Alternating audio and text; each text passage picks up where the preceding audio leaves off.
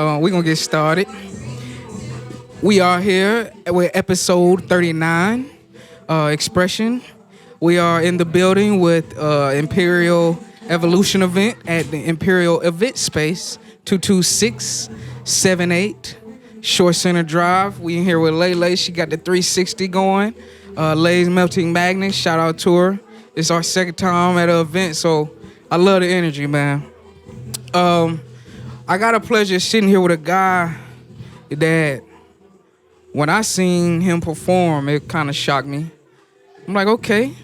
Like, I like introspective. I like perspective.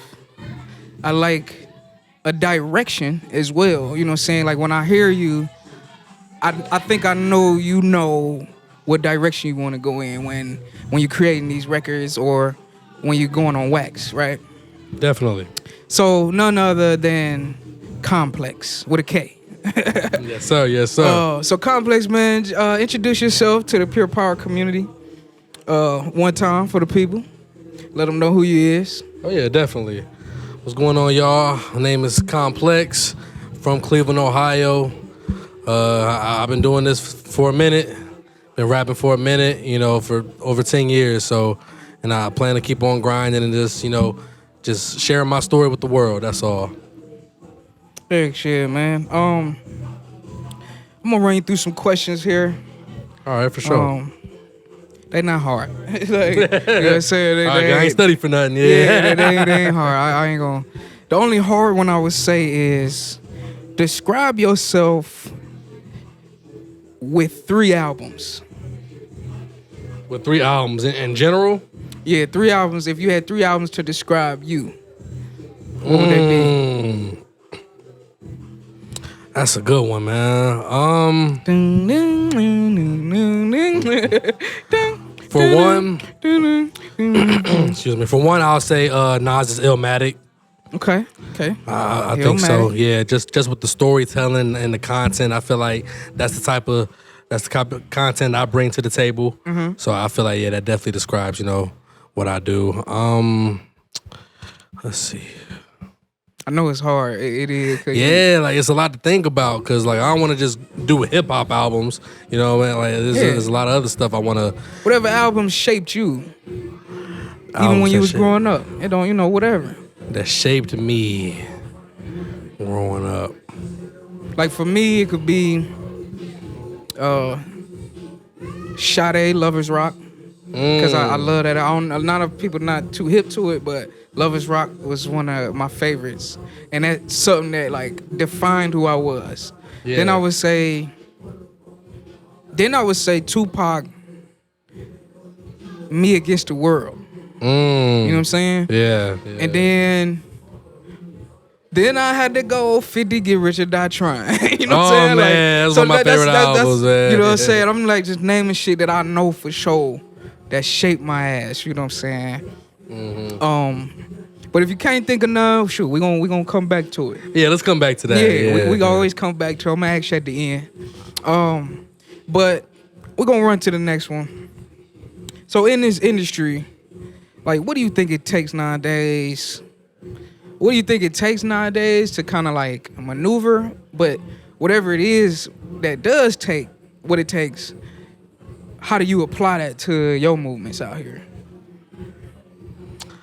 That's a great question, man, because really for me, and like my formula, my formula to making it just really being yourself, and then everything else follows. You said after being yourself? That. Yeah, just being yourself, being an individual, not following trends and trying to be like everybody else. Even though that whatever is popular, what I'm saying, like may get you in the door initially. Yeah. Like eventually that's gonna fizzle out. You know what I'm saying? There's no longevity in chasing trends. Like it's called a trend for a reason. It's only hot for a minute. You know what I'm saying? Like I'm trying to like really stay in this game. Right. Exactly. Already. Exactly. And we all have, beginnings. We all have ends, of course. That's just life. But as far as like in the industry, like I want to be remembered. Like I want my music to be taught in Harvard lectures. You know what I'm saying? That's what I'm trying to strive for. Wow, I like that. That's good, man. Cause you looking at that's why I said direction. You know what I'm saying? Because I feel like with mine, it's like I want somebody to sample my music because I'm like a musician. Yeah, so it's right, like, right. But that's what type of like drive you putting into it, because you know the quality that need to like resonate from it. Exactly. You know what I'm saying? For people to like ingest, like how they take it, you know, what they take from it, stuff like that. So that's dope, man. I'm gonna run you through another one, man. So what's the last song you listened to on your playlist? You know, just whatever you were streaming. The last song I listened to on my playlist. Even if you gotta pull it up. What was that last song? Hold on, I was Shit, on the way playing here. on my way here. Yeah. Trying to remember, what did I play? Last song I played was by Ghostface Killer, Back Like That. Okay. Yeah, That's dope. that was just the Okay. mood I was in for whatever reason. You know what I'm saying? Just giving myself hype. I always love that song. You know, the storytelling and you know just the backstory of it. Yeah, that's what I was listening to. Hey, shit, that's raw, man. Yeah, one of my favorite rappers too. So Ghostface. yeah. That's what's up, man. What about here? I'll jump on another one. If you weren't pursuing your current career, like what would you be doing? What else would you do? That's a good question, man. Probably be a counselor, to be honest. I hear everybody saying that. Really? For real. Damn, I That's thought at I was least four. different. That's at least. I mean, but it's off of like helping somebody or something Yeah, like that. exactly. That's literally what it be from. Like, that's something I always, thought about doing, like even, in school, because that was really my main interest. I didn't really have any interest that I could think of that I could translate into a career.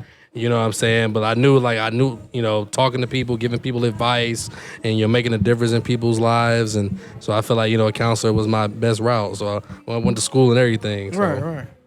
Yeah, that's dope, man. Yeah. It's hard. I can't see myself doing nothing else.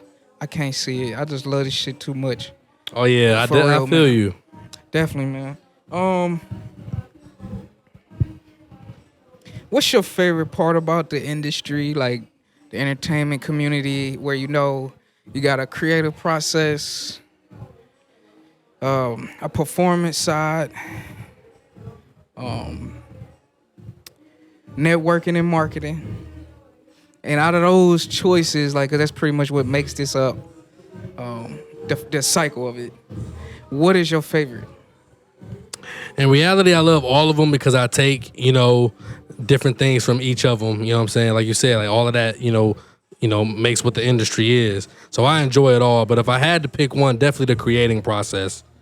Yeah, Right. just sitting down, just Cooking up, just cooking up, just utilizing, my thoughts and just putting them into songs, into creation. So I love that. Yeah, man, it's a beautiful way to express yourself. You know what I'm saying? For Absolutely. real. Where was I going with this? I'm high. Damn, what was the other one? Oh, I know I was gonna ask you, what's your process with like beat selection, or like take me through how you curate your songs? Okay. So for me, I usually I need to hear a beat first before I even start writing. Like that's just my process. And if that is the case, what do you look for? As far as beats, What captures you? with capture, I'm a sucker for soul samples. So like anything with a soul sample, I usually gravitate towards. You know what I'm saying? Something like a soulful, that really tugs at the heartstrings, something that you can feel. You know what I'm saying? Like those are the type of beats that I really like to rap on. Yeah, that's dope, man.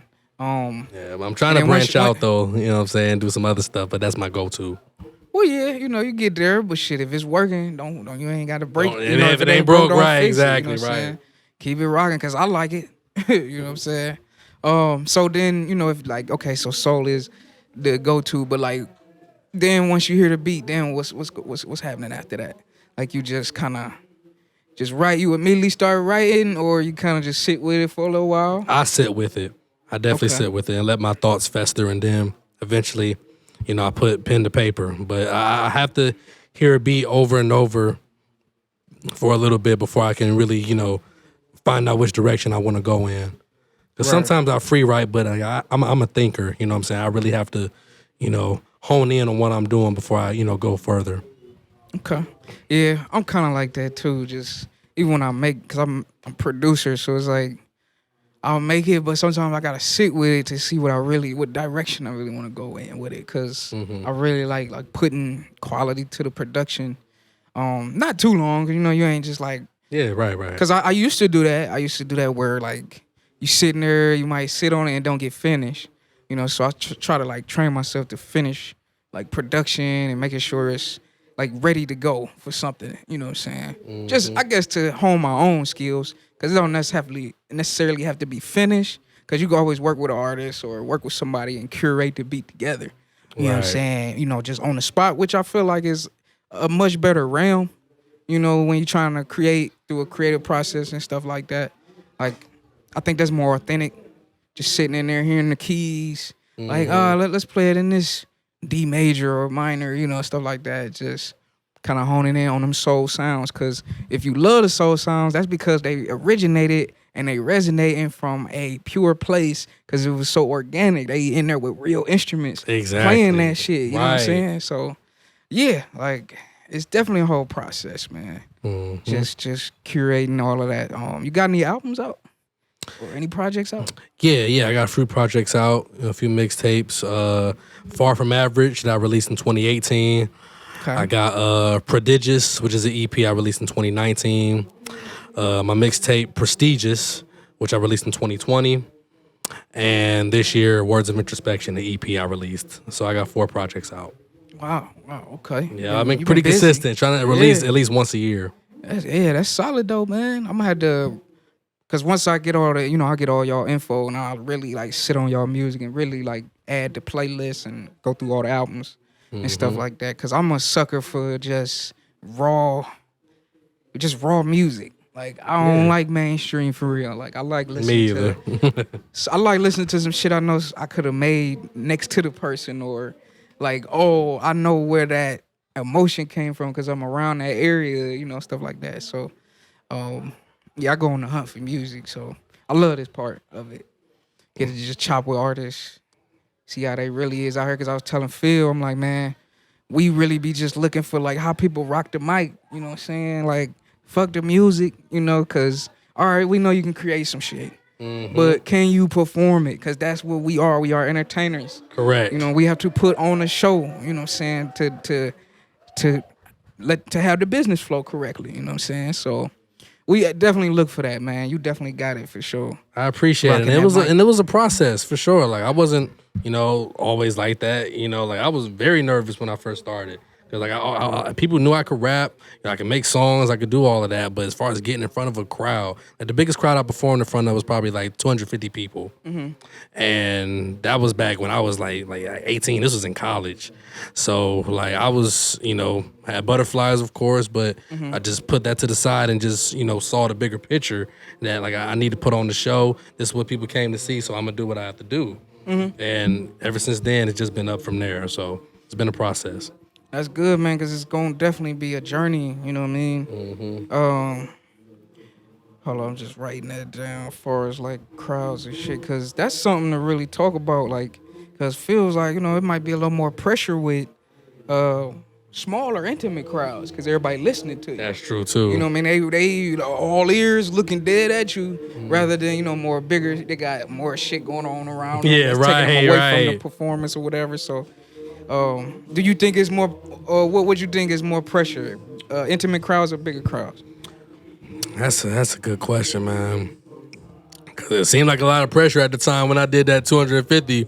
Okay. You know what I'm saying? So that's what it seemed like. Cause it's like a deer in headlights. Like, dang, like this is a lot of people. You know what I'm saying? Just like people looking at you still. You know what I'm saying? Like, oh, is he gonna mess up? What he gonna do? The moment he mess up, all right, I'm gonna tweet that out. You know what I'm saying? I'm gonna go to social media. You know what I'm saying? Right, look at this shit. Exactly. All that's going through my head, but I feel like both of them are can be equally scary for sure.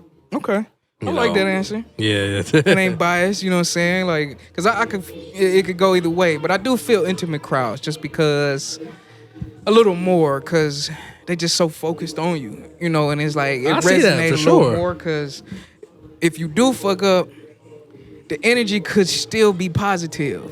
based on it's like, it's all right, bro. Collect your shit, you know what I mean? Get right, you know what I'm saying? Because they in here talking to you, you know what I'm saying? Because they close, they helping you, you know, the energy just is a lot better, you know? Yeah. Bigger crowds, I think they, what's up? What you got? You know what I'm saying? We done seen about 30 of y'all motherfuckers. You know Right, I what agree. I'm That's saying? why I feel like it's a little more pressure in that scenario. But I prefer. It is though. It is. It definitely is. But I prefer intimate anyway, because like that's the type of music I make anyway. You know what I'm saying? Like stuff that you know That more ride late intimate night. crowds, Exactly. Crowds can vibe too. Yeah. Exactly. So Right. Yeah. I agree with that, man. It definitely could go both ways for real. It can. But nah, man, I ain't gonna hold you. This is a great conversation. I got the answer to that question. The albums. Yeah, okay, you reminded me. Okay, cool. What's up? All right, so Nas' Illmatic, D'Angelo's Brown Sugar, Okay. and B by Common. Ooh, okay. I forgot about that album. Yeah. It's one of his best That was a albums in good my one. opinion. Yeah. I used to love her. Was that on there? I used to love her. No, that was Resurrection. Resurrection. You right. Yeah. Because B was after that. Right. Yeah. B B was like had way all the after that. hits on there. Uh-huh. Yeah, man. Because he had some joints with Pharrell and stuff, right? No. one On Pharrell? B, no. On B it was like Kanye West and Jay Dilla. Okay, yeah, man. His that- comeback album, quote unquote. Right. So- No, B was hard, man. But yeah, shout out to socials and you know whatever stuff you want to plug real quick for them. Oh yeah, definitely. Follow me on IG at Komplex with a K, Komplex State of Mind.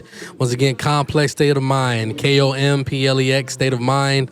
Follow me on Twitter, Komplex2Def, Komplex the number 2 Def. That's my Twitter. So follow me, man. Yeah, Appreciate and this it. man got about 4 projects out, so you got a lot to, you know, cipher through.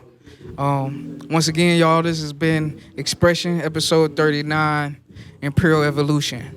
Peace.